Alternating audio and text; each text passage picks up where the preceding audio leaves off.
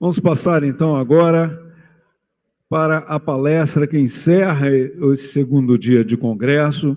Temos a honra de contar com o Tenente-Coronel, Engenheiro Civil Rodrigo Almeida Freitas, que irá compartilhar importantes lições com o tema Aprendendo com Grandes Incêndios no Brasil. Convidar como mediador João Vivian, que vai participar também aqui, mediando a palestra e direcionando as perguntas após a fala do palestrante. O Tenente-Coronel Rodrigo é bacharel em Engenharia de Incêndio e Engenharia Civil com MBA em Foundations for Public Sector e atualmente cursa doutoramento em Segurança aos Incêndios. Ele é tenente-coronel, combatente do Corpo de Bombeiros Militar do Distrito Federal e possui experiência em prevenção e combate a incêndios, perícia, análise de projetos, vistorias técnicas, gestão de segurança, licenciamento de edificações e eventos, avaliação e vistoria de imóveis e manutenção predial. Ele também tem especializações em administração corporativa, educação continuada à distância e projeto, execução e controle de estruturas e fundações. Seja, então, muito bem-vindo, Tenente-Coronel Rodrigo, esteja, então, à vontade para a sua explanação e, ao final, abriremos o tempo para perguntas ao público.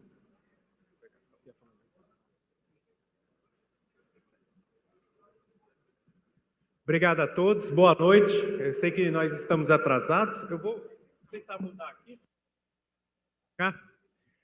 Sei que estamos atrasados, são só 150 slides, pessoal. Vou tentar terminar em 40 minutos para nós sairmos no horário correto, tá bom, pessoal? Fiquem tranquilos, não vão embora por conta do horário, não. A gente tentou fazer uma apresentação que possa contribuir no portfólio, na atuação profissional dos senhores e senhoras. Muito bem, então, já foi feita a apresentação.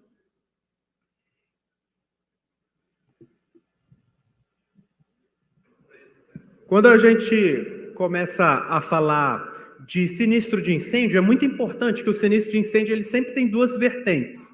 Ele tem uma vertente que é a probabilidade de um perigo ou ameaça, ou seja, é aquilo que você não controla, você não tem autonomia sobre aquele fator. Geralmente, eventos da natureza são assim, terremoto, descarga atmosférica, deslizamento de encosta, dependendo da situação.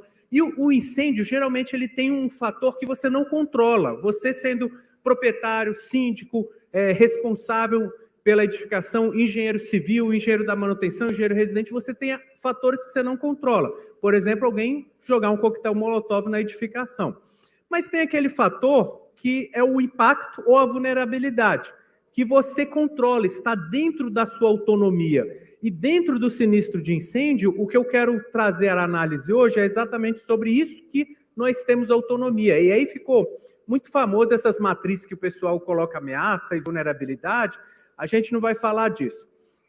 E tem uma teoria chamada teoria do queijo suíço, que é muito utilizada em aviação e ela reflete bem no sinistro de incêndio, que ela fala que o sinistro ele decorre por falhas de barreiras ou por ausência de barreiras. E eu gosto de comparar a edificação com um paciente que está buscando tratamento. E eu também gosto de comparar um pouco o incêndio, infelizmente a gente ainda tem que falar nisso, com o Covid. Por quê? Porque o vírus do Covid, a gente não tem controle. A gente pode usar álcool em gel para matar ele, mas é de difícil controle. Mas como nós controlamos a doença Covid? Por meio de barreiras. E o incêndio é muito semelhante. Você não consegue controlar, por vezes, o triângulo do fogo. Mas você, por meio de barreiras, você consegue controlar uma patologia.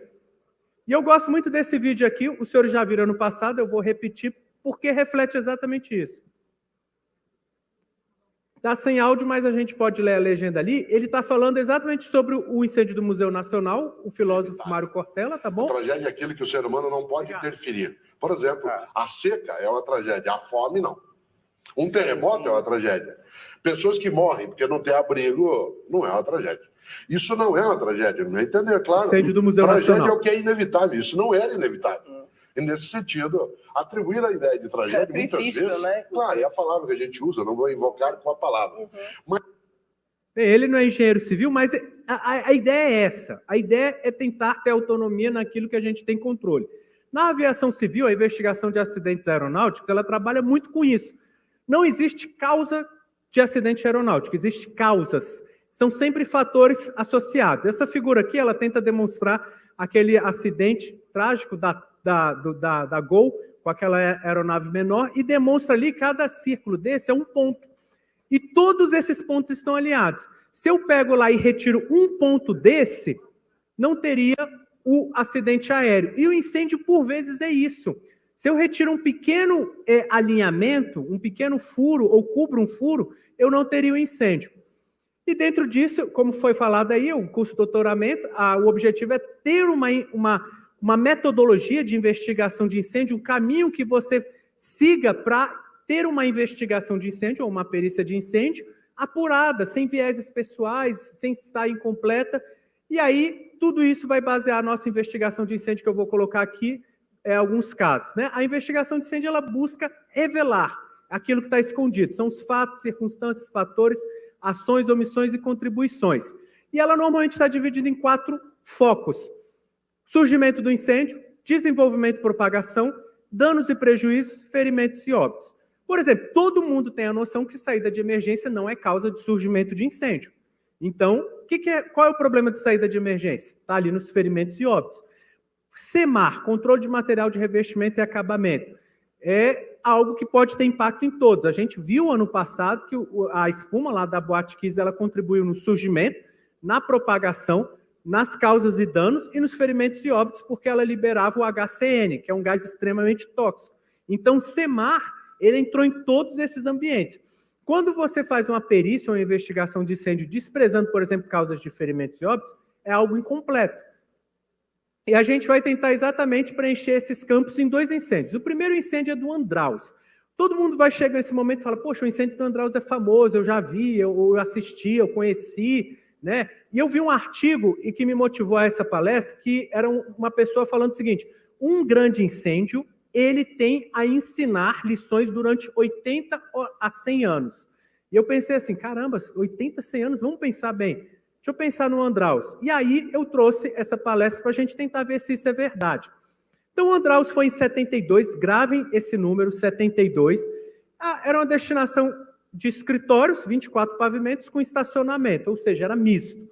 Tinha 32 pavimentos, incluindo subsolo térreo, existia elevadores e escadas privativas, ou seja, quebra da compartimentação, e existia um heliponto que teve um papel fundamental nesse incêndio.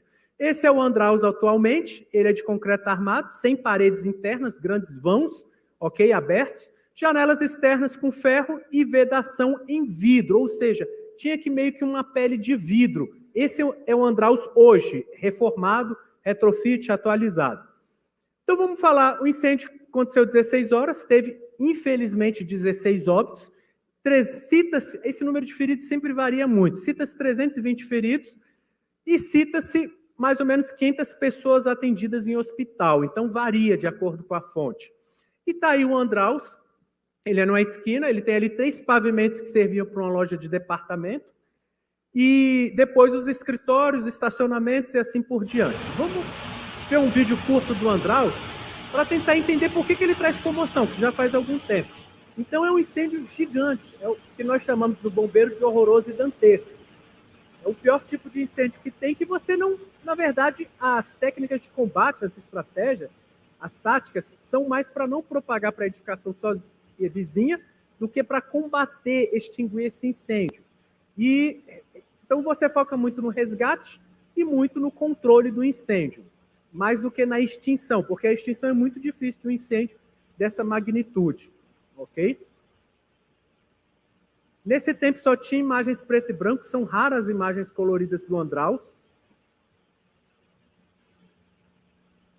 E tem imagens terríveis na internet, a gente consegue ver, não vou mostrar nenhuma imagem dessa, mas o laudo lá do Instituto de Perícias Técnicas da Secretaria de Segurança Pública do Estado de São Paulo, que é a polícia científica, a perícia criminal da Polícia Civil, ela afirma o seguinte, que o surgimento do incêndio deu numa caixa de passagem, está visualizada ali, que conduzia fios, né, condutores, e Próximo, na frente dessa caixa de passagem, tinha cartazes de uma loja Piratini, se eu não me engano, eu tenho que verificar esse nome, vai aparecer ali com exatidão.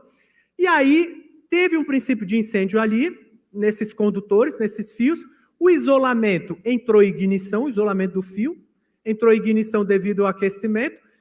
O incêndio é um animal, ele procura comer combustível e respirar oxigênio. Em busca de oxigênio, ele foi para a extremidade da caixa de passagem. Nessa extremidade, ele encontra ali cartazes e um balão de propaganda da loja. Então, está ali, esse seria o local do primeiro ali material combustível, o segundo material combustível foram esses cartazes e balões. E isso são exames que o perito fez, lembrando que numa perícia de incêndio, quer dizer, um trabalho profissional ideal é tratar a edificação como paciente. Você faz uma avaliação física, você faz um histórico da edificação, uma anamnese, e você, por vezes, você pede exames e testes, exames laboratoriais e testes de vários tipos. Aqui, por exemplo, foi feito um teste microscópico para verificar as pérolas, os pontos de fusão nos cabos, tá bom? Algumas pessoas chegam a tirar raio-x desses cabos para estudar melhor. Então, ali seria uma das fotos ali onde essas propagandas ignizaram e foi pela fachada e entrando na edificação, teve o surgimento do incêndio, né? E aqui são dados públicos, tá bom? Você acha essas comunicações na internet. E aí tem um aviso da Light, que é a concessionária pública de energia, que fala o seguinte: tendo em vista as diversas cartas anteriores, novos elementos de carga efetuados à revelia nas instalações elétricas do prédio. E aí ele sugere ali, ele indica, dá um diagnóstico à concessionária pública, falando que tem elevada sobrecarga, e ele pede para prever a instalação de mais 7 cabos, e ele dá uma sugestão até de solução. Eu acho que hoje em dia nem se faz mais isso, né? E ele pede uma reforma, a Light pede um projeto, tá bom? E assim por diante, pede urgência providências. Essa seria a terceira carta da concessionária de energia, afirmando que tem sobrecarga no prédio. E aí o perito chega à conclusão que, naquela época, o prédio estava diagnosticado com elevada sobrecarga. E aí ele afirma que os condutores elétricos que estavam na caixa de passagem apresentavam sinais que sofreram o fenômeno termoelétrico. Ele aquece muito, o isolamento do cabo ali, ele entra em ignição, pega fogo, perde o isolamento, os fios se encostam e daí em diante é um efeito dominó. E aí ele coloca lá que a cobertura isolante dos fios inflamara-se. E assim, o incêndio, procurando areação pela abertura superior que havia na tampa da caixa de passagem, comunicou o fogo ao madeirame e cartazes que estava ali numa marquise, né? E assim temos o surgimento do incêndio. Então, ali inicia o princípio de incêndio, esses seriam os fatores, as circunstâncias. Vamos para o desenvolvimento da propagação. Esse incêndio teve uma duração aproximada de 7 horas, ele possuía uma escada helicoidal aberta, não enclausurada, os hidrantes estavam nessa escada aberta e as janelas eram do tipo maximar. É crime ter janela maximar? Não, o objetivo não é isso, mas eu tenho considerações quanto à pele de vidro e a janela maximar. Por quê? Porque essas duas situações, escadas abertas, grandes vãos abertos, o que eu estou rompendo? A compartimentação horizontal e vertical. A escada ela se tornou um grande duto de transporte de fumaça e calor. Então, você rompe ali a compartimentação horizontal e vertical e você tem uma propagação horizontal e vertical extremamente rápida. Inclusive com o vento passando no pavimento vazado, né, propagando esse incêndio dentro do pavimento a uma velocidade muito rápida.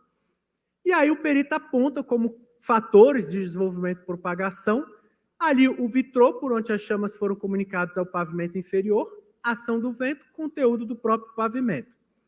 Essa é uma foto do Joelma, colorida. Esse é o Joelma durante as operações, tá bom? E essa é uma foto que eu trago aqui os detalhes para ver como ficou, danos e prejuízos, né? Qual a magnitude de danos e prejuízos? A gente observa aqui a esquadria do Joelma, como ficou bem destruída a fachada, logicamente, e o térreo ali, os 3 primeiros pavimentos bem marcado, né? Como ficou, né? Então, isso é um incêndio horroroso e dantesco, que nem a gente chama no bombeiro. Então, tem prejuízos próprios da edificação e esses prejuízos se propagam no tempo e no espaço. por exemplo, esses veículos, né, que estavam ali embaixo. Isso é o mínimo de prejuízo, considerando o cenário total, mas você passa além dos prejuízos de responsabilidade da edificação. E curioso essa foto, dá para ver ali uma flecha, uma deformação nessa laje, né? E para a gente tentar entender, né, como recupera isso, né? O grau de preocupação para ver se isso está seguro, como fazer agora para recuperar essas estruturas. Então é muito prejuízo. E aí a gente entra na análise de feridos e óbitos. Ao ter ciência do incêndio, os ocupantes do 13º pavimento movimentaram-se em sentido ascendente, buscando a cobertura. Por que eles não desceram? Porque a escada virou ali um duto de chama e de fumaça. Então ele busca o hall dos elevadores, a escada é aberta, ele encontra o quê? Chama e fumaça. Então ele para baixo, quem estava ali nos pavimentos superiores ao incêndio não consegue mais descer. Então eles vão para a cobertura. Ou seja, um sentido de fuga fora do natural de evacuação. Essa modelagem é uma modelagem simples, a gente fez lá em Coimbra, e demonstra o sentido de fuga natural das pessoas descendentes, pela caixa de escada.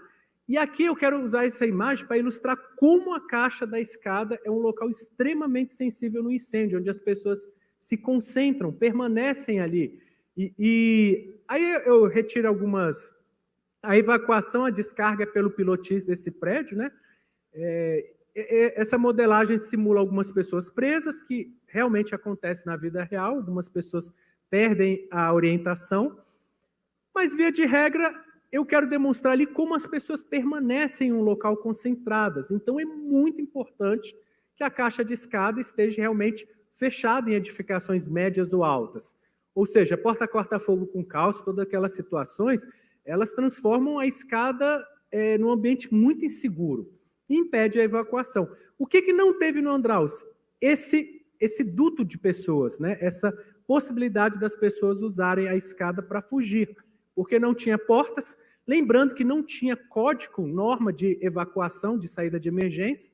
Então, querendo ou não, o prédio estava construído de acordo com as normas à época, 72, então ele seguiu ali o que estava previsto, sem escada protegida, e gerou essa situação. Como as pessoas não conseguem fazer esse movimento, elas sobem para a cobertura, e aí, isso daqui é um hall ali do Joelma, percebe que tem os elevadores, é a escada, tá bom? Então, você vê que vira um duto ali, esse hall dos elevadores fica terrível ali para a propagação do incêndio. E aí as pessoas, né, citam ali de 100 a 500 vítimas resgatadas pelo helicóptero. O helicóptero, acho que do governador, foi o primeiro. Ele se aproxima da cobertura e começa um resgate de pessoas. E diversos helicópteros privados fazem isso, citam em torno de 11 helicópteros. E aí criou-se, massificou, doutrinou a população que fugir para cima seria uma opção viável no incêndio. E não é. Eu fico curioso com esse fato. Semana passada teve um incêndio lá em Brasília, numa cidade que tem prédios verticais grandes, Águas Claras, e a população subiu. Mas o incêndio não atingiu a caixa de escada, mas a população subiu. E é um comportamento anômalo, assim, por que as pessoas sobem no incêndio se a rota de fuga está lá embaixo, se a descarga está lá embaixo? E aí teve 16 óbitos por carbonização ou tentativa de evacuação pela fachada, que é um eufemismo aqui, tá bom? Tem essas cenas, então, das pessoas na cobertura, os helicópteros se aproximando para fazer. Isso é meio de fortuna, não é uma saída de emergência válida, tá bom? E aí a gente faz uma análise de risco com as falhas envolvidas nesse episódio, que pode citar. Primeiro, teve o aumento da demanda elétrica.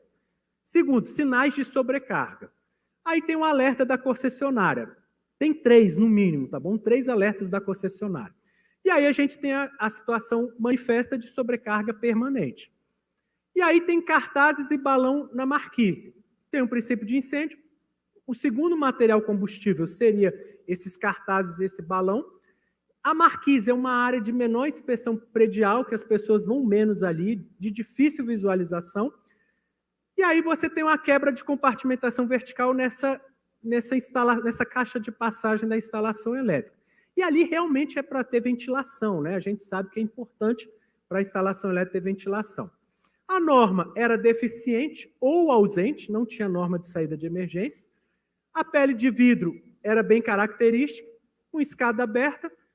Os pavimentos eram amplos, grandes vãos, então tem quebra da compartimentação horizontal, e a população ali na época não tinha nem noção de treinamento de simulado de evacuação.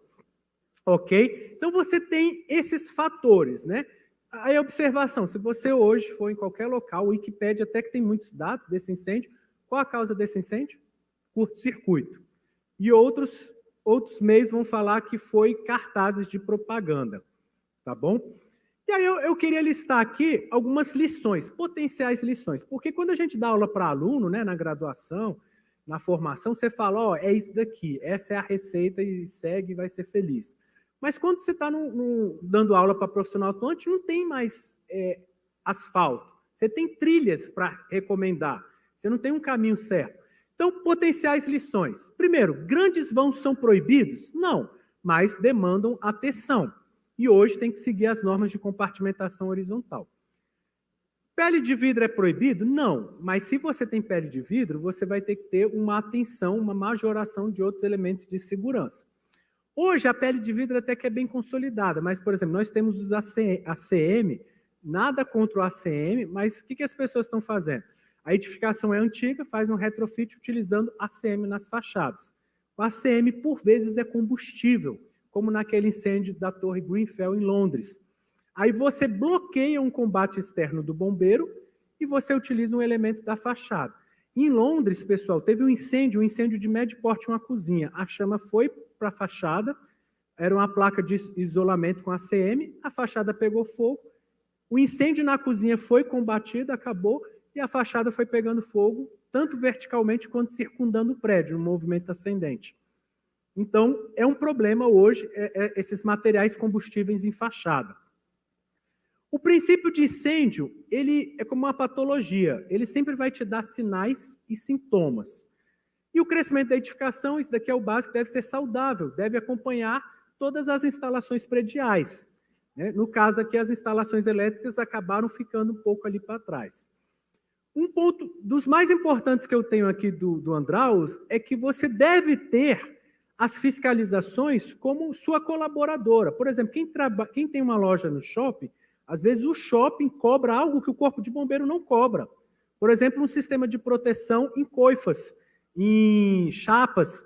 O corpo de bombeiro não te exige isso em projeto, mas o shopping vai lá e fala, ó, se você quiser instalar um restaurante aqui, você vai ter que ter isso. E por quê? Porque o shopping está preocupado com a propagação do incêndio. Então, tenha isso como um incremento para o seu serviço. Os avisos da concessionária aqui foram bem relevantes. Saídas de emergência deve ser garantida e treinamentos e simulados de evacuação. E, por fim, eu marco aqui o caráter difícil de tratar com as ameaças. Por quê? Vamos parar para pensar. É proibido colocar cartazes ali naquela marquise? Existia uma norma do condomínio, mesmo que existisse, o condomínio tem várias unidades autônomas, tem lojas, escritórios. O comportamento das unidades autônomas é muito difícil controlar. Então, se é algo muito difícil controlar, você tem que adotar mecanismos já pensando que o condomínio, as unidades autônomas, vão burlar essas normas. Então, você tem que se proteger. É como uma ideia de EPC da construção civil, só que voltado para incêndio. E, no fim, a norma de referência nem sempre é o mínimo. Às vezes, mesmo cumprindo o mínimo, você ali está sujeito a uma situação. Por exemplo, a escada, à época, podia ser aberta. Então, esse foi o incêndio do Andraus. E aí, com mais detalhes, eu queria trazer o incêndio do Joelma. O incêndio do Joelma é considerado o terceiro pior incêndio do Brasil. E não existe, na verdade, incêndio um pior que outro, porque uma única pessoa machucada já é um impacto, uma morte é terrível. Mas, considerando o número de óbitos, 187, estaria ali pelo terceiro, dependendo da fonte, tá bom? O Joelma tinha 15 pavimentos de escritório e 7 de garagens. E ele acontece quantos anos depois do Andraus? 2. O que as pessoas fizeram no Andraus para fugir do incêndio? O helicóptero conseguiu alcançar? Na mente das pessoas, opa, cobertura, vai vir helicóptero, né? Só que não foi bem assim. Como o edifício Andraus, não havia escada de emergência protegida. Então está aí o edifício Joelma, hoje ele está reformado também com retrofit, mudou o nome, acho que é edifício Praça da Bandeira, Praça alguma coisa. O nome dele mudou atualmente. Hoje é o Retrofit. Se você jogar no Google Joelma, no Google Maps, você não acha. Ele joga para outro nome de edifício. O Joelma, essas são informações do laudo da perícia criminal, tá bom? Ele tinha essa caracterização em 19 mil metros quadrados de área construída. E aí vamos algumas descrições do Joelma aqui, coisas que todo mundo fala que foi curto-circuito no ar-condicionado. Mas vamos entender o que é o curto-circuito no ar-condicionado. Então está escrito lá, o perito começa assim, ó. O pavimento era aberto, aí criou-se divisórias em cada um dos salões. As divisórias eram feitas de armação de madeira revestida por placas prensadas do mesmo material. Divisórias de madeira. Quando teve essas divisórias de madeira, a iluminação no pavimento era uma, só que acabou bloqueando. Então, se fez um novo circuito de iluminação. Essa é a primeira modificação. Tinha um forro falso de placas de conglomerado de madeira pregado sobre sarrafos de madeira. Muito bem, até aí nenhum crime, isso é o comum. E aí fala que do forro, a primeira testemunha que foi entrevistada, ela fala que do forro falso de madeira descia fumaça, ocasião em que um salto correu para desativar a chave geral de luz daquela ala. Então, pelo depoimento da testemunha, o forro falso seria um local de princípio de incêndio. E aí cita-se nas investigações, na perícia, que o quê? Que em decorrência do aumento da carga dos circuitos elétricos, fizeram substituição das chaves magnéticas de 15 amperes para 35 amperes. Uai, se o disjuntor está caindo, qual é a solução mais lógica? Né? Troca para 35, né? Mas a gente vai ver que isso não foi ainda ali o problema em si. E aí também teve que se instalar ar-condicionados, aparelhos de ar-condicionado. Então ele fala ali que trocou-se a chave geral daquela ala para permitir a ligação elétrica dos aparelhos de ar-condicionado. Dos 6 aparelhos de ar-condicionado que existiam, isso é um laudo real, por isso que está datilografado, então está difícil de ler, mas eu vou tentando interpretar aqui. Está ali embaixo. Dos 6 aparelhos que existiam naquela ala, eles fizeram uma extensão, ali eu não consigo entender já, semelhante àquela por ela reproduzida na foto. E, no final, na base dos fusíveis de 150 amperes. Então, aumentou mais ali o fusível da ala inteira. Era de um valor, se não me engano, acho que era 120, aumentou para 150. Tem mais detalhes no laudo, tá bom? Mas estou resumindo aqui. E os aparelhos de ar-condicionado foram instalados a pedido de determinada empresa, foram executados por tal empresa. Isso daí está até público, a condenação de algumas empresas, de algumas pessoas, mas cortei ali. E aí foi acrescentando copiadoras, xerox, calculadoras, mini computadores e assim por diante. E aí, no final, foram introduzidas modificações na fiação de alimentação das mesmas, luminárias. Outras modificações foram introduzidas, que é a ligação direta dos 6 aparelhos de ar-condicionado. E aí ele coloca ali que, corroborando pelas informações acima, vamos pular para baixo, as fiações elétricas de alimentação de 7 luminárias em um circuito único, compartilhado, para os 5 aparelhos de ar-condicionado. E aí continua que a ligação direta do fusível de 150 amperes, embutidos nos eletrodutos até a mais próxima caixa da laje. A partir daquele ponto, os fios corriam diretamente apoiados sobre o madeiramento alguém consegue ler? Do forro falso.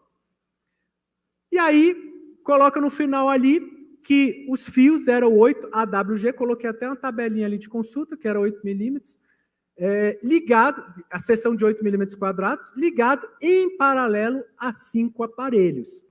Então, resumindo, né, vamos lá, eles aumentaram a iluminação, fizeram um novo circuito de iluminação, colocaram o ar-condicionado, ligando os aparelhos em um circuito compartilhado e um disjuntor compartilhado por 6 aparelhos. E aí, o que o perito faz?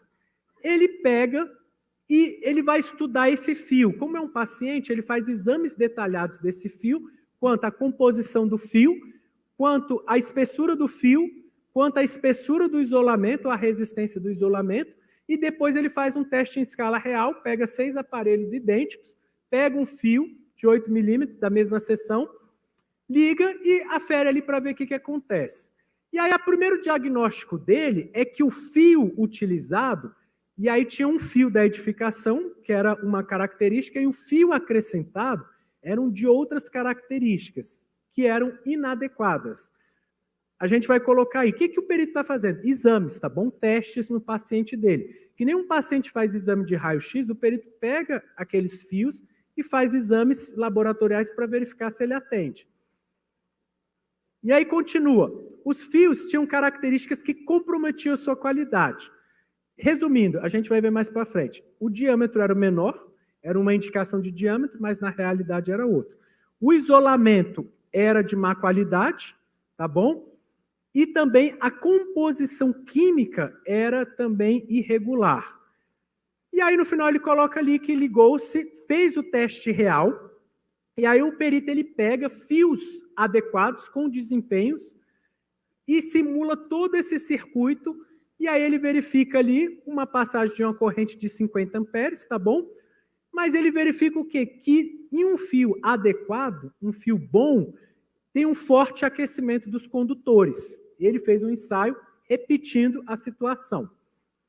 E aí, por fim, ele coloca lá que o disjuntor ali era de 150 amperes, tá bom? Sendo que o manual do aparelho fala que tinha que ter um circuito independente, isso a gente sabe, um fusível independente de 20 amperes. E a gente tinha um disjuntor de 150 amperes, os conjunto de 6 ar-condicionado. Tá bom?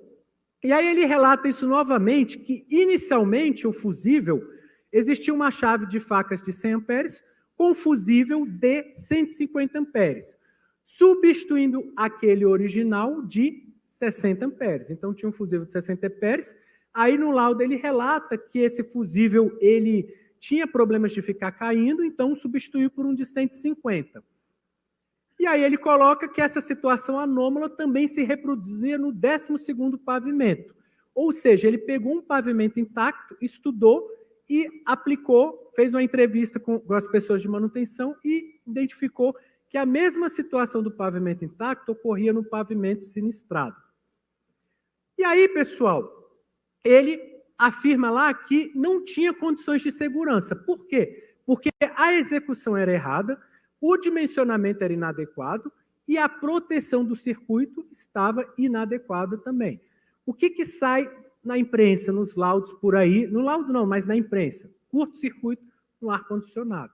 Mas a gente vê que é muito mais que um curto-circuito, é uma sequência de erros bem grave, né?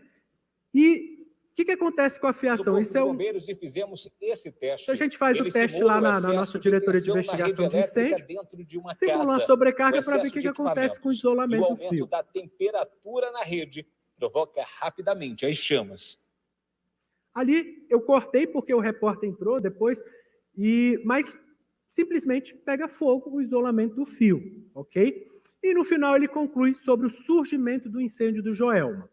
O aquecimento exagerado do circuito elétrico no foco acarretou um aumento de temperatura a ponto de fundir e ignir a capa plástica do fio, bem como provocar a combustão do mateiramento do forro do conglomerado de madeira. Então, essa é a explicação do surgimento do fogo, tá bom? E aí o perito ele fez teste, ele pegou o fio que tinha lá e levou para um laboratório do IPT, à época, e aí ele mede a seção do condutor, mede a espessura do isolamento e compara com a norma de referência, tá bom? EB 98 da ABNT. Alguém já chegou a utilizar a EB 98? Essa é antiga, né? E aí o que ele dá, pessoal? Em vermelho, os parâmetros reais do fio. Em verde, a referência normativa. Então, menor, tá bom? E aí ele pega também a resistência de isolação a 20 graus. Da 9,91, a referência normativa 14,42. Alguém aqui lida com perícia de incêndio? Faz perícia de incêndio regularmente? Como assistente técnico do Poder Judiciário, alguém? Pessoal, é muito importante que em perícias de incêndio, o que é que ele está fazendo, o perito? Ele está fazendo um exame de sangue. Ele pega o valor normativo, lá que vem, o máximo e o mínimo, e compara. E aí ele diagnostica, a fiação estava inadequada. No laudo, eu não coloquei aqui, mas o laudo fala o seguinte: atesta-se ou sugere-se que a fiação utilizada era de reaproveitamento. Aí ele coloca entre aspas, sucata. Ou seja, a fiação que se utilizou para instalar o ar-condicionado, a iluminação, era reaproveitada, tá bom? Está no laudo, se eu não me engano, do IPT. E aí, por fim, vamos falar do desenvolvimento, por fim não, ainda vamos continuar no desenvolvimento e propagação. O que ele fala? Que os pavimentos eram totalmente livres. Um amplo salão com 2 compartimentos sanitários, era praticamente a única divisão. O que tinha dentro do pavimento? Divisórias de madeira e um forro falso. Ok? Continuando. Efeitos do fogo nas esquadrias. As esquadrias eram metálicas, elas se degradavam, caía, o vidro caía, permitia ampla passagem do vento e ampla deflexão de chamas do pavimento inferior, fazendo a propagação vertical. Ok? Esse incêndio é do INSS, lá em Brasília, em 2005. Eu não achei foto do Joelma, internamente, mas isso é o que é muito comum nas edificações antigas, né, de escritório, é você ter um amplo salão aberto, divisórias a meia altura, a altura inteira de madeira, e aí o que acontece com o incêndio? Ele tem um amplo acesso, ele está livre ali, né? E acontece isso daí, e principalmente pele de vidro, então a esquadria metálica degrada, o vidro quebra, você tem uma transição livre para o fogo ir subindo na edificação, tá bom? Qual seria o ideal, né? A gente sabe, né? Isso é um vídeo lá do Grupo de Pesquisa em Prevenção e Combate a Incêndio, que a aba, por exemplo, horizontal, ou simplesmente ali um espaço entre pisos maior, bloqueia essa deflexão de chama para dentro do pavimento. Isso está previsto nas normas, quem mexe com segurança contra incêndio sabe que isso deve ser provido. Tem um estudo na Inglaterra, da Torre Grenfell, falando da propagação vertical do incêndio. Lá no Joelma, eles calcularam ali em torno de 1 metro por minuto, tá bom? E ainda se observa que dentre os vários incêndios que teve incêndio de fachada, foi um dos menores valores, tá bom? Então, ali do Joelma é o segundo, onde tem a seta, 1 metro por minuto. Continuando ainda sobre a propagação. Aí a gente pensa, por que não se combateu o incêndio do Joelma com hidrante de parede, que tem? Aí ele fala que a caixa d'água tinha 85.200 litros, tá bom? A altura de 80 metros, ou seja, ia dar uma pressão vazão boa para os pavimentos inferiores, e 1/3 dessa capacidade era de uso exclusivo do bombeiro, ou seja, 40 mil litros estavam lá reservados. Durante a perícia, pós-incêndio, o que o perito observa? Que nenhuma gota d'água foi utilizada. E aí, o que ele vai? Ele faz o diagnóstico que os registros de saída dessas 2 caixas conjugadas estavam fechados. Provavelmente alguma manutenção, algum procedimento de troca e permaneceu fechado. Hoje você tem dispositivos que você coloca nesses volantes da prumada que identificam se está aberto ou fechado. Esqueceram aberto, vai estar tocando lá no alarme da central de alarme, por exemplo, que está fechado, ok? Então, a prumada ali onde estava a seta estava fechada, então a água não foi utilizada para combater o incêndio. O incêndio foi combatido externamente pelo Corpo de Bombeiros. Continuando ali, então ele fala que o incêndio se propagou para o hall dos elevadores e da escada, impedindo que os usuários dos andares superiores pudessem descer para a via pública. Mesma coisa do Andraus, ok? Através da caixa de escada, o incêndio se propagou, caixa dos elevadores e hall de ligação entre as alas 9 de Julho e Santo Antônio.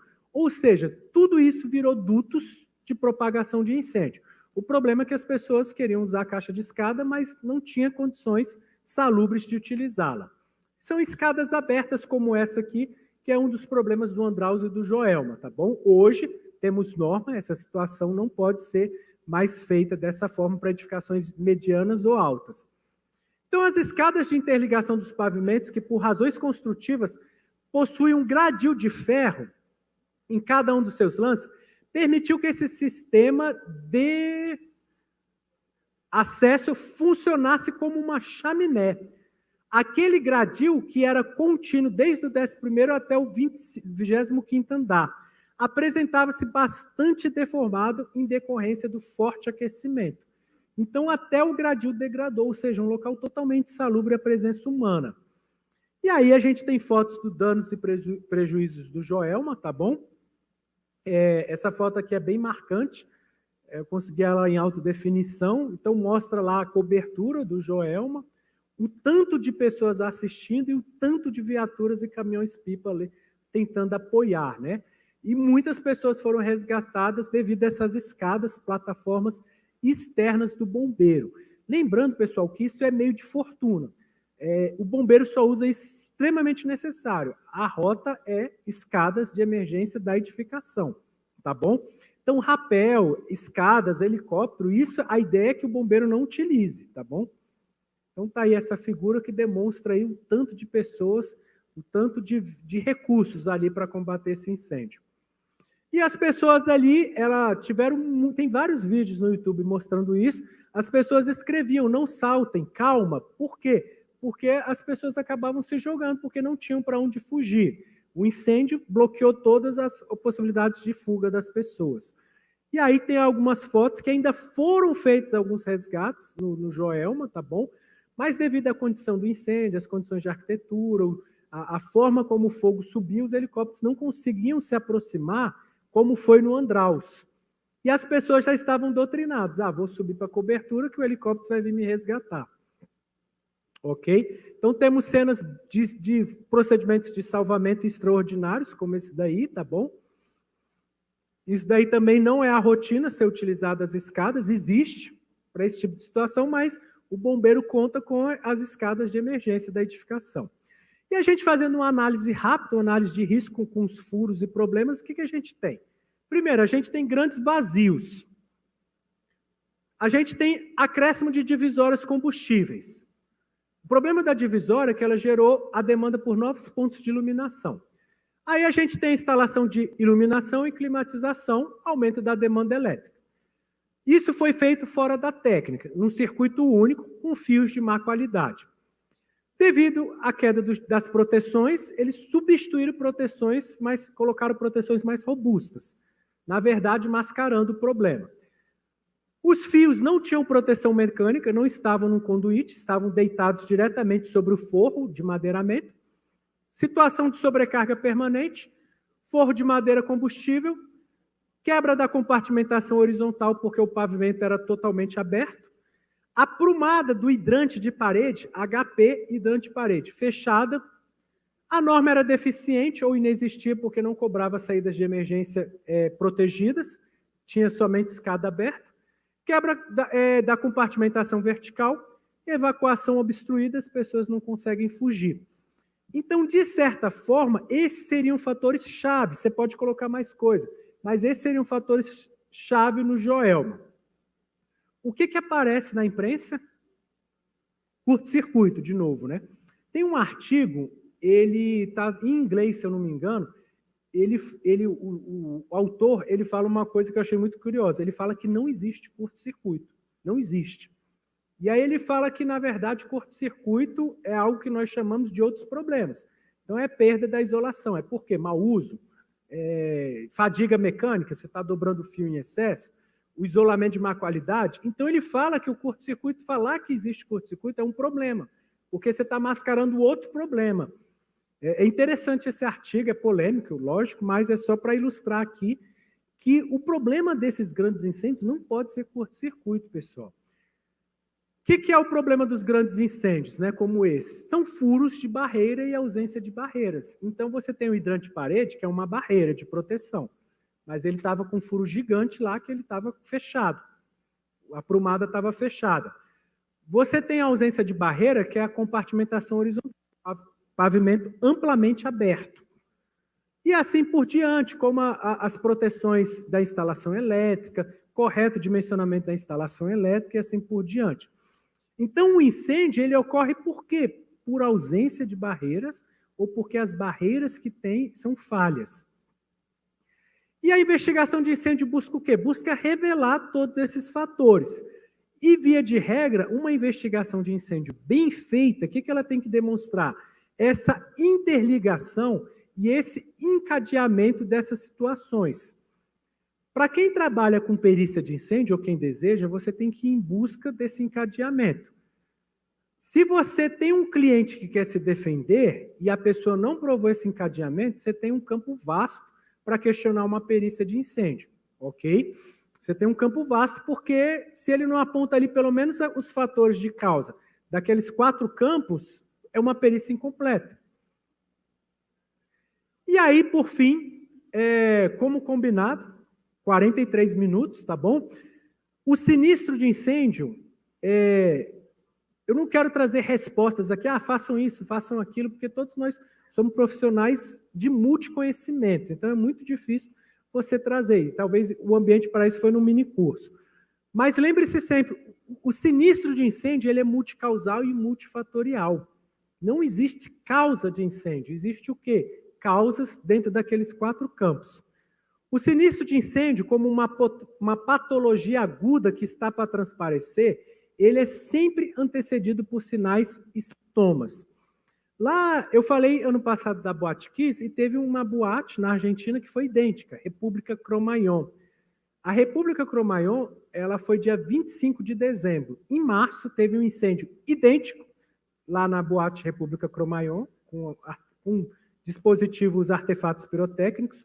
E no dia anterior do incêndio, que morreu quase 200 pessoas, teve um episódio idêntico, pessoal. Só que foi controlado. E no dia posterior, repetiu o episódio, só que dessa vez não conseguiu se controlar, gerando 200 mortes, um incêndio extremamente parecido com a Boate Kiss. Então, o que eu falo? Um sinistro de incêndio, ele sempre está te dando sinais e sintomas. Então, nunca é do nada. Nunca surgiu o incêndio, né? Aquela questão, de novo, que eu quero combater, da fatalidade. Por fim, comparando a edificação como paciente, existem edificações, como o Covid, é muito difícil evitar. Existem edificações que elas são cheias de comorbidades conhecidas. Então está ali, né? O Covid falava muito essa palavra, né? Não aguentava mais falar, comorbidade. Toma cuidado com a sua comorbidade, sedentarismo, diabetes. Tem edificações idênticas nessa situação, cheia de comorbidade.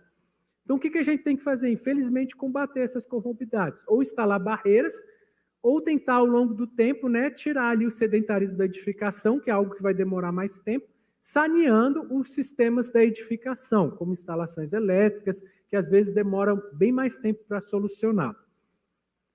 Conforme prometido, em 45 minutos, eu finalizo aqui a apresentação, esses são meus contatos. Queria muito agradecer por estar aqui falando de segurança contra incêndio. No ano passado, teve um professor que falou de transportes e de rodovia, e me marcou muito uma frase dele, eu estava assistindo a palestra, e ele falou assim, olha, é tão complicado que na academia, na faculdade, a gente tem não sei quantas horas para transporte, é um número muito pequeno. E eu falando assim no meu pensamento, segurança contra incêndio, na maioria das universidades de engenharia nem é visto. Não é visto nada, a maioria dos engenheiros civis sai com conhecimento nenhum, não porque não quer, mas porque a faculdade não oferece. Então, isso é uma realidade que temos que mudar, mostrar que isso, pessoal, assim, naturalmente o engenheiro civil é um engenheiro que vai mexer com toda essa complexidade da edificação. Ele vai delegar para pessoas especializadas, ramos especializados, algumas coisas, como instalação elétrica, mas ali o engenheiro seria o profissional para fazer aquele médico clínico geral, para olhar assim e falar, eita, o paciente está com problema, eu tenho que cuidar dele. Muito obrigado, ABENC, por trazer segurança contra incêndio mais uma vez aqui, pessoal. Obrigado pela atenção de vocês.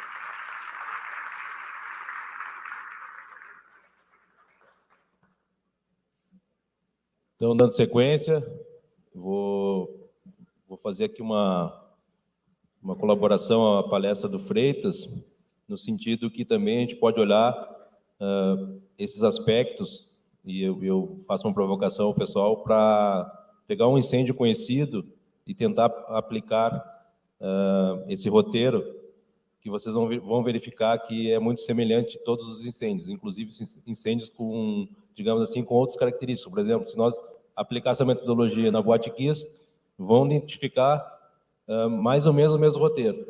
E aí eu faço uma segunda provocação no sentido de não só olhar o que a gente aprende com incêndio, mas tentar espelhar esse aprendizado para os projetos. Então, tem um incêndio em Porto Alegre, prédio da Segurança Pública, que é muito parecido, só que esse prédio colapsou. Então, a gente começa a ver que a gente também tem que olhar a parte de projeto, porque elas têm muita interface, projeto estrutural, projeto arquitetônico, e se falhar algum aspecto, por exemplo, o projeto arquitetônico com o projeto de segurança estrutural contra incêndio, nesse aspecto era muito parecido com os prédios mostrados pelo Freitas, era um pavimento livre, uma edificação da década de 70, passou por diversas reformas, e aconteceu em 2021 as mesmas causas, as mesmas consequências do prédio de 72, do prédio de 74. Pavimento tipo livre, divisórias de madeira, forro de madeira ou até forro de um outro material, mas quando pegou o incêndio, teve a ignição desse material, encontrou uma carga de combustível muito elevada, não encontrou dificuldade nenhuma horizontalmente, e a compartimentação vertical, que no primeiro momento a gente imaginou que ela tinha acontecido por as escadas estarem abertas, as portas do corta-fogo não estarem adequadas, não foi o que aconteceu. Houve uma ruptura da laje e aconteceu uma quebra de compartimentação por falha do projeto estrutural, ou, na época, não era adotado alguns parâmetros de segurança estrutural contra incêndio, que hoje já estão bem mais consolidados. Então, houve também algumas falhas relacionadas a projeto, ou que não foram adotadas por não exigir a legislação na época. Mas acontece que esses incêndios sempre são vários fatores, né, são multifatoriais, então a provocação que eu faço no sentido de pegar esse aprendizado do Freitas hoje e espelhar também lá na execução dos seus projetos. Então, vamos abrir perguntas. O pessoal está levando aí? 2 aqui, né?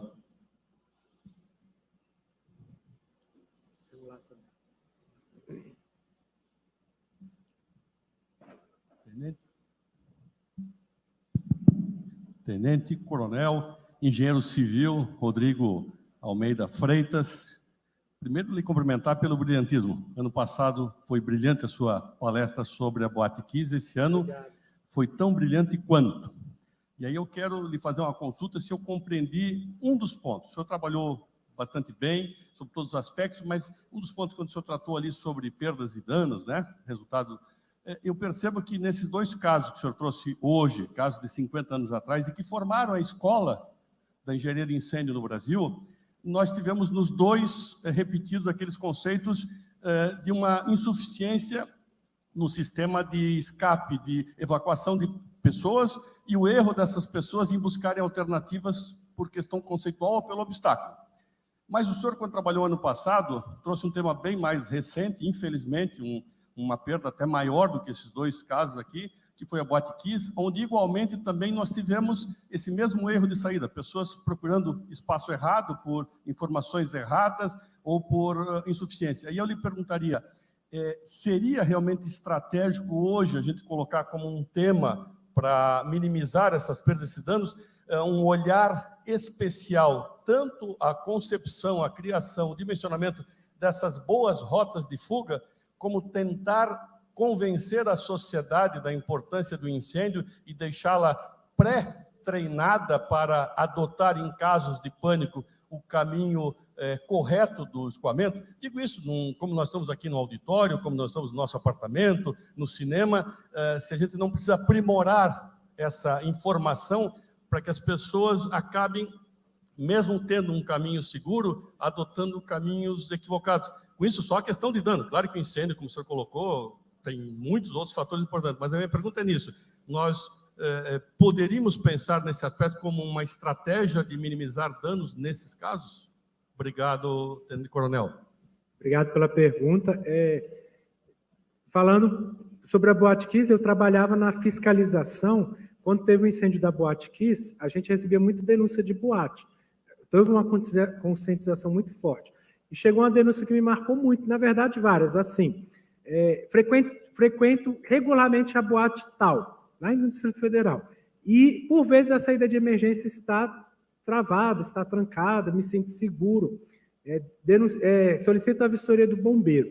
E várias denúncias nesse teor. E aí eu pergunto, se a pessoa conseguiu vencer ali porque ele é leigo, e ele não tem a obrigação de reconhecer os riscos, mas se ele reconheceu, por que ele frequenta regularmente, né?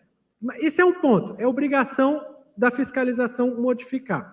Mas dentro dessa pergunta do senhor, eu respondo que sim, é necessário incrementar, é necessário melhorar, é necessário focar mais, mas uma das coisas que eu acho que seria uma estratégia fundamental é conscientizar o público leigo a respeito de saída de emergência. Como? Obrigando a ter simulados parciais e totais ao longo do ano. Essa é a realidade dos Estados Unidos, do Japão, que a gente pode trazer. Eu trago como, por exemplo, aqui, a Câmara dos Deputados, que ela tem uma cultura de fomentar a mentalidade prevencionista muito boa. Lá tem simulados, acho que um simulado parcial anual e um total anual.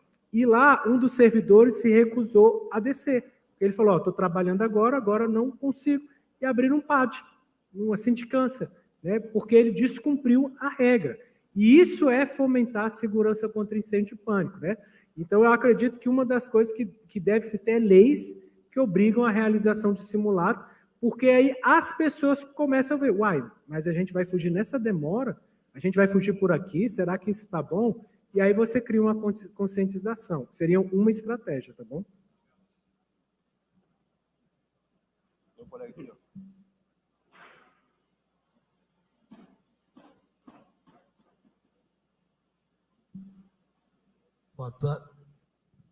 Boa tarde, Coronel Engenheiro Freitas. Quando o senhor começou a sua palestra, eu me retirei. Eu falei, isso não vai fazer bem para a minha cabeça, porque eu presenciei o incêndio do Joelma em 77, da janela do edifício Conde de Prates, que está a 100 metros ali. Eu vi as pessoas se jogando lá. Mas tomei coragem, voltei. E voltei por um acaso que me trouxe ao tema aqui. Eu moro numa região que é o canteiro de obras, hoje eu diria até no Brasil, em relação a todas as partes do Brasil. É um nicho de mercado da construção civil de alto luxo, que é Balneário Camboriú e Itapema. Só em Itapema, onde eu moro, existem 286 edifícios em construção. Nenhum com menos de 20 pavimentos. Do meu lado estão saindo 3 torres de 75 pavimentos. Em Balneário Camboriú, uma torre com 114. Está sendo inaugurado agora em outubro, uma com 86. O meu prédio tem heliponto, eu sou síndico do prédio. Aí eu fiquei pensando numa coisa, agora ao meio-dia, incendiou uma torre em construção, agora, hoje, no Perequê, do lado de Itapema. Os meus colegas lá, o Cachoeira, foram lá ver e me avisaram que o prédio, se não apagasse o incêndio, ele iria colapsar, porque tem 2, está só na estrutura, não tem nada, pegou fogo na madeira da caixaria, mas afetou a estrutura do prédio, ainda não curada, não totalmente atingido da resistência que o concreto merecia para poder ele seguir com a alvenaria, com tudo. Aí eu fico imaginando, existem 400 projetos em Itapema, uma cidade de 76 mil habitantes, só. Bom, O corpo de bombeiro é único, é pequenininho, os helipontos não se pode utilizar, e a gente mantém os helipontos iluminados, tudo certinho, mas aí eu fiquei pensando, será que agora, durante sua palestra, será que o meu registro de incêndio não está fechado? Como é que eu vou saber? Vou mandar um WhatsApp lá para o zelador, vá lá e verifique, por favor. Então, o que precisa, no modo de ver, é uma fiscalização, que eu acho que o bombeiro ainda não tem estrutura para isso. Pelo menos lá, eu não vou dizer o senhor em Brasília, tá? Não tem estrutura, né? E será que não seria o caso de se criar uma legislação para que, periodicamente, eu sei que a norma, ela exige, só que os prédios não fazem isso, né? Muito pouca gente segue a norma como síndico, como administrador de um prédio grande de alto luxo. Então, fica aqui a minha dúvida de como a gente vai controlar isso. Eu vou fazer todo o empenho para que seja bem controlado, bem fiscalizado. Ultimamente trocamos tudo que podia de mangueira, fizemos vistorias e está ok. Agora, não sei se o meu registro do incêndio está fechado ou não, mas fica aquela dúvida. Obrigado pela pergunta. O senhor pode colocar alarmes, sensores nos registros, tá bom? Para avisar se está fechado, desligado. A fiscalização sempre tem como ser melhorada. É sempre necessário incrementar a fiscalização, seja do Corpo de Bombeiros, seja de outros órgãos. Eu vou repetir um pouquinho o que eu falei no minicurso, sem tirar a parte de melhorar a fiscalização do Corpo de Bombeiro, mas eu acredito, foge um pouco aqui do tema do nosso seminário, mas eu também acredito que é importante punir melhor. No bombeiro, eu trabalhei diversos anos na fiscalização, falei isso no minicurso, e tinha casos que eu comprava, ia, cobrava, fiscalizava e dava em cesta básica. Falsificações de documentos, comportamentos sérios, não somente de engenheiro civil, de comerciantes. Então, é muito difícil punir no Brasil. E isso cria um sentimento de impunidade que acaba afetando as pessoas porque joga o preço do mercado lá embaixo, gera um monte de problemas. Então, eu acredito que um dos problemas é punir mais também. Sem tirar a parte de melhorar a fiscalização, incrementar a fiscalização, aperfeiçoar as ações do Estado, assim por diante. Mas sem punição, a gente pode fiscalizar todos os ambientes. As pessoas vão continuar, às vezes, pagando uma cesta básica, tendo um processo cancelado, por falta de ampla defesa e contraditório. Então, foge um pouco ao nosso tema aqui, mas é necessário punir mais aqueles que erram gravemente, tá bom? Vamos escutar as últimas duas rapidinho, só peço que seja breve. Boa tarde, Rodrigo. Tudo bem? Ontem a gente teve uma breve conversa aqui no curso e eu estava falando contigo que hoje eu sou engenheiro de pesquisa e desenvolvimento na ArcelorMittal, mas antes disso eu tive uma longa jornada na carreira acadêmica, né? Eu vejo bem o trabalho que vocês, bombeiros, têm feito na academia.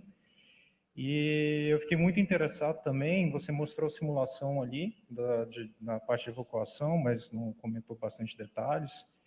E aí eu estava, ao mesmo tempo que eu estava observando isso, eu estava lembrando que existem vários estudos em que você tem, por exemplo, um apartamento, alguma casa, o que for, e, por exemplo, você tem um incêndio, um foco, e aquilo começa num cômodo, e você faz uma simulação em que esse fogo vai se espalhando ao redor dos cômodos, né? A minha pergunta é o seguinte, né? A gente geralmente faz esse tipo de simulação porque, especialmente para estruturas metálicas, você deve saber que o aço, a partir de 500 graus, ele começa a decair drasticamente a resistência dele. 800 graus praticamente não existe nada, é praticamente uma borracha, né? E aí, se você tem um cômodo, que você sobe aquela nuvem, né, de fumaça, que pode atingir 500, 600 graus, e aquilo fica em contato, por exemplo, com uma viga metálica. Aquilo pode, no caso, estar em contato, diminuir drasticamente a resistência da estrutura como um todo, né? aquilo naquele cômodo propriamente dito, pode ser que em outro cômodo, né, o fogo não tenha ido para lá, e a pessoa ela esteja em outro cômodo e fala assim, bom, aqui está tranquilo, vou esperar resgate. Mas você tem aquele cômodo que o fogo está lá, soltando gases com uma temperatura muito elevada, e de repente isso faz a viga, os pilares como um todo colapsar, e isso acaba provocando óbitos na edificação. Vou dar um exemplo, por exemplo, o World Trade Center, né? Tinha pessoas que ficaram lá várias e várias horas dentro da edificação, e no andar, não sei se foi o andar 90 ou andar 80, tanto faz, a temperatura estava muito elevada.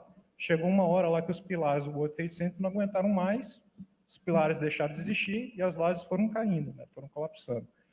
E a minha pergunta é, depois disso tudo, quando vocês pegam um projeto, seja qual for, existe uma preocupação da disposição dos cômodos? Porque eu vejo que isso pode fazer uma baita diferença no incêndio, assim, sabe? Como que tem essa relação da convecção do fogo, assim, como assim, da forma de espalhar, sabe? Só pode repetir o final, como o fogo...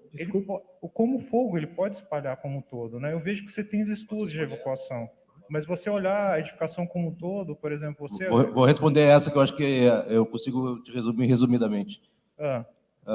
Nossa legislação nacional ela é prescritiva e basicamente os profissionais do Brasil como um todo são poucos que possuem conhecimento em projeto por desempenho. Então, basicamente, os projetos e que devem acontecer lá no Corpo de Bombeiros de Brasília, entre outros, os projetos que estão lá protocolados são projetos para atender a legislação prescritiva, ou seja, o que está previsto na tabela e o que o engenheiro colocou no projeto. Basicamente, é o que a gente vê aí em nível nacional. Então, não existe legislação, pelo menos eu não tenho conhecimento em algum estado que prevê algum projeto por desempenho. Isso aí é uma tendência que aconteça projetos por desempenho, que aí sim envolve simulações, comportamento das pessoas e etc. Então, é uma tendência de futuro no Brasil que aconteça. Por isso, a gente precisa trabalhar mais a questão da formação profissional. Correto. Então, não existe atualmente uma questão de olhar o projeto como um todo e falar assim, olha, isso aqui pode ser melhorado porque pode aumentar o tempo de evacuação das pessoas, a estrutura vai ganhar mais tempo. Ele vai atender requisitos, né? É isso, né? Eu descobri há uns 15 dias que tem um parágrafo na legislação de segurança contra incêndio do Estado do Pará que permite haver contestação e compensação e substituição de medidas mediante modelagem de incêndio. Mas eu descobri isso há 15 dias, eu confesso que eu não sabia. Até hoje é o único estado que você pode fazer algo por desempenho. O resto tudo é prescritivo ainda. Okay, a gente precisa encerrar, não sei, tinha uma colega escrita, mas não sei se é rápido ou... Boa noite, Tenente Coronel aqui. Parabéns pela palestra. Obrigado. Eu fiquei observando que o senhor fez duas colocações, a pele de vidro, algumas restrições em relação à pele de vidro ali, e as janelas Maximar, né? Eu queria saber do senhor qual a sua restrição em relação a esse tipo de janela, porque aqui nós temos, de uma forma geral no Brasil, aqui nós temos muitas especificações de projeto em relação a esse tipo. E eu acho que passou despercebido aqui, eu não observei a sua restrição em relação a isso. O senhor pode esclarecer, por favor? Sim. Com relação à pele de vidro, lembrando que o objetivo não é criminalizar nem a pele de vidro, nem esse tipo de janela, tá bom? Mas a pele de vidro, a questão, ela favorece a quebra da compartimentação vertical. E aí eu vou só tirar um pouco de mim e vou colocar a culpa na norma.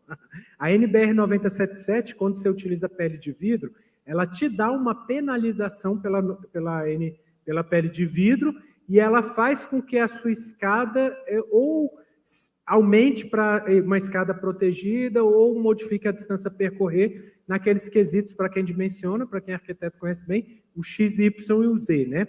A Maximar, ela tem um problema... inclusive me corrija se eu estiver falando errado, que ela, por abrir para fora, o incêndio que vem dos pavimentos inferiores sobe, o transporte de fumaça, ela faz com que ela capte aquela fumaça para dentro da edificação. Então, a NBR 977, ela veda a maximar em saídas de emergência, na caixa de escada, na escada. Mas é lógico que eu colocando isso, várias janelas dessa numa fachada, qualquer incêndio que tem nos pavimentos superiores, elas estando abertas, vai atrair essa fumaça. Então, é uma preocupação também. Mesmo na escada é proibido pela 977, na caixa de escada. Mas na fachada, eu não conheço nada que seja proibido, mas é importante ter em mente o cuidado que ali vai atrair fumaça, tá bom? Então, encerrando, complemento aqui que já existem sistemas de pele de vidro específicos com proteção passiva e também respeitando a questão de compartimentação vertical. Então, já existe, já está chegando no Brasil, já estão desenvolvendo diversos sistemas, então estão aí implantando sistemas já com esses aspectos de compartimentação vertical e proteção passiva. Agradecemos, então, o pessoal já está fazendo sinal aqui, agradecemos a participação, pessoal, aí do Freitas. Muito bem, agradecemos pela palestra do Tenente Coronel Rodrigo Almeida Freitas e a intermediação do engenheiro João Vivian. Muito obrigado a vocês, muito obrigado pela palestra, tenham uma boa noite.